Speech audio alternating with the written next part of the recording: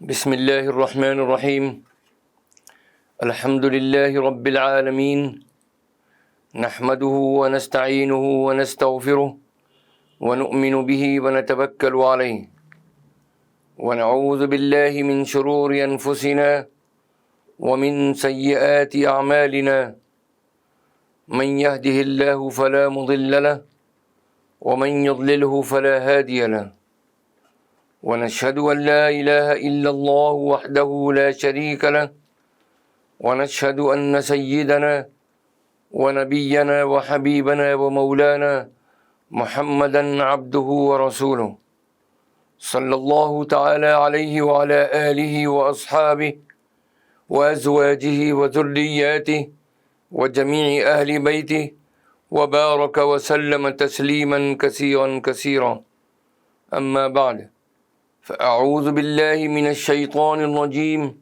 بسم الله الرحمن الرحيم رب زدني علما وألحقني بالصالحين رب اشرح لي صدري ويسر لي أمري واحلل عقدة من لساني يفقه قولي صدق الله العظيم اللهم إني أسألك بأنك أنت الله لا إله إلا أنت الأحد الصمد الذي لم يلد ولم يولد ولم يكن له كفوا أحد۔ بزرگان محترم، برادران عزیز، سلسلے کے مخلصین اور ہماری قابل احترام مائیں بہنیں اور عزیز بچیاں، میرے عزیز اور دوستوں، حضرت شیخ عبد القادر جیلانی رحمۃ اللہ علیہ کی مجالس کا اور آپ کے مواعظ حسنہ کا ذکر خیر جاری ہے، اور یہ آج اس کی 60ویں قسط ہے۔ میرے عزیزوں اور دوستوں، آپ کی مجالس واعظ کا ذکر خیر کرنے سے پہلے میں آغاز کرتا ہوں اس گفتگو کا حضور نبی کریم علیہ الصلاۃ والسلام کی اس حدیث مبارکہ سے، جس میں کہ رسول اللہ صلی اللہ علیہ وسلم نے ارشاد فرمایا، اپنی محبت کا معیار کہ ایمان کامل کے لیے ضروری ہے کہ ہماری محبت رسول پاک صلی اللہ تعالی علیہ وسلم سے تمام لوگوں کی محبت پر حاوی ہونی چاہیے، یہاں تک کہ اپنی اولاد اور اپنے والدین سے بھی۔ حضرت انس رضی اللہ تعالی عنہ سے روایت ہے، عن انس بن مالک رضی اللہ تعالی عنہ قال قال رسول اللہ صلی اللہ علیہ وسلم لا يؤمن أحدكم حتى أكون أحب إليه من والده وولده والناس أجمعين۔ حضرت انس رضی اللہ تعالی عنہ سے روایت ہے کہ نبی کریم صلی اللہ تعالی علیہ وسلم نے ارشاد فرمایا، تم میں سے کوئی شخص اس وقت تک مومن نہیں ہوتا جب تک کہ میں اس کو اپنے باپ اور اپنی اولاد اور سب لوگوں سے زیادہ محبوب نہ ہوں۔ اس حدیث میں رسول پاک صلی اللہ تعالیٰ علیہ وسلم کی محبت کو جزو ایمان ہونا بتایا گیا ہے۔ نبی کریم صلی اللہ تعالیٰ علیہ وسلم کی ذات گرامی کے ساتھ میں محبت کرنا فرض ہے، اور یہ محبت ایسی ہو کہ دیگر تمام محبتوں سے زیادہ اور بڑھ کر ہو۔ صحابہ کرام رضوان اللہ تعالی علیہم اجمعین رسول پاک صلی اللہ تعالی علیہ وسلم سے کیسی محبت فرماتے تھے۔ ان کی محبت ہمارے اور آپ قیامت تک کے لیے، نسلوں کے لیے، پوری امت کے لیے مثال ہے۔ حدیث میں ہے کہ جنگ بدر میں حضرت ابو بکر صدیق رضی اللہ تعالی عنہ کے بیٹے جو اس وقت مسلمان نہیں ہوئے تھے، مسلمانوں کو لڑنے کے لیے للکار رہے تھے، حضرت ابو بکر صدیق رضی اللہ تعالی عنہ نے ان کے مقابلے پر جانا چاہا، لیکن نبی اکرم صلی اللہ علیہ وسلم نے فرمایا تم اپنی ذات سے ہمیں فائدہ پہنچاؤ۔ اسی طریقے سے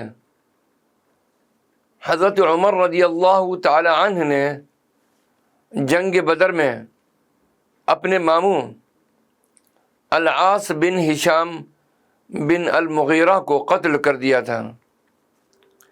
امام ابو الحسن علی ابن احمد الواحدی المتوفی 468 ہجری سورہ مجادلہ کی آیت لا تجد قوم یؤمنون باللہ والیوم الآخر یوادون من حاد اللہ ورسولہ، اس آیت مبارکہ کے شان نزول کے سلسلے میں لکھتے ہیں کہ ابو قحافہ نے نبی کریم صلی اللہ علیہ وسلم کو گالی دی۔ حضرت ابو بکر نے ابو قحافہ کو زور سے تھپڑ مارا کہ وہ گر پڑا۔ ابو قحافہ حضرت ابو بکر صدیق رضی اللہ تعالی عنہ کے باپ تھے۔ پھر انہوں نے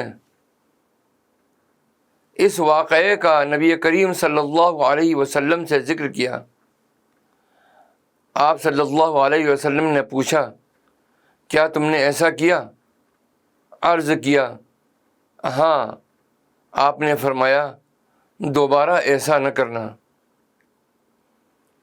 حضرت ابوبکر صدیق رضی اللہ تعالی عنہ نے کہا اللہ کی قسم اگر اس وقت میرے پاس تلوار ہوتی تو میں اس کو قتل کر دیتا۔ تو اللہ سبحانہ و تعالی نے یہ آیت نازل فرمائی لا تجد قوم یؤمنون باللہ والیوم الآخر یوادون من حاد اللہ ورسولہ، تم نہیں پاؤ گے ان لوگوں کو جو حقیقتاً ایمان رکھتے ہیں اللہ پر اور یوم آخرت پر کہ وہ محبت کرتے ہوں ان سے جو مخالفت کر رہے ہیں اللہ اور اس کے رسول کی۔ حضرت ابن مسعود رضی اللہ تعالی عنہ بیان کرتے ہیں کہ یہ آیت حضرت ابو عبیدہ ابن الجراح کی شان میں نازل ہوئی جب انہوں نے جنگ احد میں اپنے باپ عبداللہ ابن الجراح کو قتل کر دیا، اور حضرت ابوبکر کے شان میں بھی نازل ہوئی جب جنگ بدر میں ان کے بیٹے عبد الرحمن نے مسلمانوں کو جنگ کے لیے للکارا تو حضرت ابوبکر صدیق رضی اللہ تعالی عنہ نے رسول اللہ صلی اللہ علیہ وسلم سے اس کے مقابلے کے لیے لڑنے کی اجازت چاہی، تو رسول اللہ صلی اللہ علیہ وسلم نے فرمایا تم اپنی ذات سے ہمیں فائدہ پہنچاؤ، کیا تم نہیں جانتے کہ تم میرے لیے میری آنکھوں اور میرے کانوں کے مرتبے میں ہو؟ اور حضرت مصعب بن عمیر رضی اللہ تعالی عنہ کی شان میں نازل ہوئی جب انہوں نے اپنے بھائی عبید بن عمیر کو جنگ احد میں قتل کر دیا، اور حضرت عمر رضی اللہ تعالی عنہ کی شان میں نازل ہوئی جب انہوں نے اپنے ماموں العاص بن ہشام بن المغیرہ کو جنگ بدر میں قتل کر دیا، اور حضرت علی اور حضرت حمزہ رضی اللہ عنہما کی شان میں نازل ہوئی جب انہوں نے عتبہ، شیبہ اور ولید بن عتبہ کو قتل کر دیا۔ اور یہ صحابہ کرام اس آیت کے اس حصے کے مصداق ہیں، خواہ وہ دشمن ان کے باپ ہوں یا بیٹے ہوں یا بھائی ہوں یا ان کے قریبی رشتہ دار ہوں۔ جنگ احد میں ایک صحابیہ رضی اللہ تعالی عنہا کے باپ، بھائی اور شوہر پروانہ وار لڑتے رہے اور لڑتے لڑتے شہید ہو گئے۔ انہیں جب یہ معلوم ہوا تو اس کا کچھ غم نہ کیا، بس یہ پوچھا کہ رسول اللہ صلی اللہ علیہ وسلم کیسے ہیں؟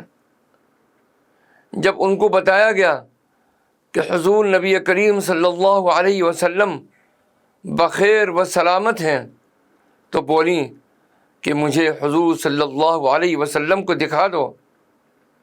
آپ کو دیکھ کر، اور ایک روایت میں ہے کہ بیتابانہ آپ صلی اللہ علیہ وسلم کا کپڑا پکڑ کر کہنے لگیں کل مصیبت بعدک جلل، یعنی آپ کے ہوتے ہوئے ہر مصیبت ہے، یعنی کوئی مصیبت نہیں۔ اللہ اکبر! کیسا عشق تھا اور کیسی محبت تھی اور کیسی جان نثاری تھی اللہ کے نبی صلی اللہ علیہ وسلم کے لیے۔ اللہ ہمیں اور آپ کو، پوری امت کو، ایسی محبت اور ایسی عظمت حضور نبی کریم علیہ الصلاۃ والسلام کی ہم کو بھی عطا فرما۔ آمین ثم آمین یا رب العالمین، والصلاۃ والسلام علی النبی الکریم۔ اب ہم آغاز کرتے ہیں حضرت شیخ عبد القادر جیلانی رحمۃ اللہ علیہ کی 53ویں مجلس کا، جو کہ منعقد ہوئی 7 رمضان المبارک 545 ہجری بروز منگل بوقت عشاء بمقام مدرسہ قادریہ۔ آپ ارشاد فرماتے ہیں اللہ نے رسول بھیجے، کتابیں نازل کیں اور ڈرایا دھمکایا تاکہ خلقت پر حجت قائم ہو جائے۔ ان کے بارے میں جو علم الہی ہے اس میں نہ تو دخل دیا جا سکتا ہے، نہیں اللہ پر اس سے متعلق کوئی اعتراض کیا جا سکتا ہے۔ حکم کے اندر رعب اور دبدبہ ہے، جبکہ علم کے اندر ثابت قدمی اور استقامت ہے۔ تجھے حکم کی بھی ضرورت ہے جو دوسروں اور تیرے درمیان مشترک ہے، اور اپنے لیے تو ایسے علم کا محتاج ہے جو خاص تیرے لیے ہے۔ تم میں سے جب کوئی علم ظاہری پر عمل کرتا ہے تو رسول اکرم صلی اللہ تعالی علیہ وسلم علم باطن سے اس کی پرورش فرماتے ہیں۔ جیسے کوئی پرندہ اپنے بچے کے منہ میں دانہ ڈالتا ہے، رسول پاک صلی اللہ تعالی علیہ وسلم ایسا اس لیے کرتے ہیں کہ اس بندے نے اپنے عمل سے قول ظاہری یعنی شریعت کی تصدیق کی۔ ابن آدم اگر صحیح ہو جائے تو اس کی طرح کا صحیح کوئی نہیں، اگر صفا ہو جائے تو اس کے مانند صفا کوئی نہیں، اگر قریب و مقرب ہو جائے تو اس کی مثل مقرب کوئی نہیں۔ جاہل اپنے سر کی آنکھوں سے دیکھتا ہے، عاقل اپنی عقل کی آنکھ سے دیکھتا ہے، اور عارف ظاہری طور پر علم کے ساتھ اپنے دل کی آنکھ سے دیکھتا ہے۔ ساری خلقت اس کا لقمہ بن جاتی ہے اور سب کے سب اس میں غائب ہو جاتے ہیں۔ اس کے پاس اللہ کی ذات کے سوا کوئی اور شے باقی نہیں رہتی۔ اس کی زبان پر یہ جاری ہو جاتا ہے هو الاول والآخر والظاہر والباطن، وہی اول وہی آخر، وہی ظاہر، وہی باطن۔ اللہ ہی کا ظاہر و باطن اور اول و آخر ہو جاتا ہے۔ اس کے پاس کوئی شے غیر اللہ نہیں ہوتی۔ دنیا و آخرت میں اب اس کی محبت اللہ کے ساتھ ہو جاتی ہے۔ وہ سب احوال میں اس کی موافقت میں رہتا ہے، اللہ کی رضامندی اور اس کے غیر کے غصے کو پسند کرتا ہے۔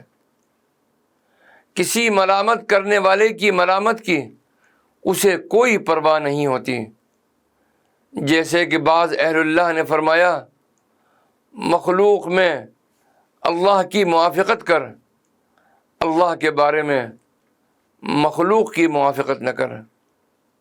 جسے ٹوٹنا ہے ٹوٹ جائے، جسے جڑا رہنا ہے جڑا رہے، تو کسی کی پرواہ نہ کر۔ تیرا شیطان اور تیری خواہش، تیری عادت اور تیرے برے ساتھی سب تیرے دشمن ہیں، ان سے بچ کر رہ تاکہ تجھے ہلاکت میں نہ ڈال دیں۔ تو علم سیکھ تاکہ جان سکے کہ ان سے دشمنی کیسے کرنی ہے اور بچاؤ کیسے کرنا ہے۔ پھر یہ معلوم کر سکے کہ اللہ کی عبادت کیسے کی جائے، کیونکہ جاہل کی عبادت قبول نہیں ہوتی۔ قیامت میں جاہل سے پوچھا جائے گا کہ کیوں نہ سیکھا، اور عالم سے پوچھا جائے گا کہ علم پر عمل کیوں نہیں کیا۔ تو علم پڑھ اور عمل کر اور اوروں کو بتا۔ ایسا کرنا تیرے لیے بھلائیاں جمع کر دے گا۔ جب تو علم کا ایک کلمہ سنے گا اور اس پر عمل کرے تو تجھے دوہرا ثواب ہوگا، ایک سیکھنے کا اور ایک سکھانے کا۔ دنیا تاریکی ہے اور علم دنیا میں نور ہے۔ جسے علم نہیں وہ اس تاریکی میں مارا مارا پھرتا ہے اور اصلاح سے زیادہ فساد کرتا ہے۔ اے علم کا دعویٰ کرنے والے، تو دنیا اور جو کچھ اس میں ہے اس کو اپنے نفس اور حرص اور شیطان اور اپنے وجود کے ہاتھ سے نہ لیا کر، نہ اپنے ریا و نفاق سے لے۔ تیرا زہد صرف ظاہری ہے اور تیری رغبت باطنی۔ یہ زہد بیکار ہے، تجھے اس پر عذاب ہوگا۔ تو اللہ سے مکر و فریب کرتا ہے، حالانکہ اسے تیری خلوت و جلوت اور جو کچھ تیرے دل میں ہے اسے سب معلوم ہے۔ اللہ کے پاس نہ خلوت ہے نہ جلوت، کوئی پردہ نہ حجاب۔ اب یوں آویلا کر، ہائے شرم، ہائے افسوس، ہائے رسوائی۔ اللہ میرے رات دن کے سب افعال کو کیسے دیکھتا رہتا ہے، اسے سب خبر ہے، اور میں اس کے دیکھنے سے ذرا شرم نہیں کرتا۔ تو اللہ کے سامنے اپنی بے حیائی سے توبہ کر، فرائض ادا کر، ممنوعات سے باز رہ کر اس کا قرب حاصل کر اور مقرب بن جا۔ ڈھکے چھپے ظاہری و باطنی گناہ چھوڑ دے اور کھلی ہوئی بھلائیاں کرتا رہ۔ ایسا کرنے سے تو اس کے دروازے تک پہنچ جائے گا اور اس کے قریب ہو جائے گا۔ وہ تجھے اپنا محبوب بنا لے گا اور مخلوق کا محبوب بنا لے گا، اور پھر ماسبہ مخلوق کے سب کا محبوب بنا لے گا۔ پھر اس کا امر مخلوق کی طرف نقل کر دے گا۔ اللہ اور اس کے فرشتے جب تجھے اپنا محبوب بنا لیں گے تو کافروں، منافقوں کے سوا ساری مخلوق تجھے محبوب رکھے گی۔ کافر و منافق اللہ سے محبت میں تیری موافقت نہیں کر سکتے۔ جس شخص کے دل میں ایمان ہے وہ ایمان والے کو دوست رکھتا ہے، جس کے دل میں نفاق ہے وہ ایمان والے سے عداوت رکھتا ہے۔ چنانچہ کافروں، منافقوں اور شیطانوں اور ابلیسوں کی دشمنی کو برا نہ جان۔ منافق اور کافر انسانوں میں کے شیطان ہیں۔ ایماندار یقین رکھنے والا عارف اپنے دل اور باطن اور معنی کے لحاظ سے الگ ہے۔ وہ اپنے نفس سے نقصان دور کرنے کی طاقت نہیں رکھتا اور نہیں اپنے نفس کے لیے فائدے اٹھانے کی قدرت رکھتا ہے۔ اللہ کی بارگاہ میں مسلسل پڑا رہتا ہے، اس میں کسی طرح کی طاقت و قوت باقی نہیں رہتی۔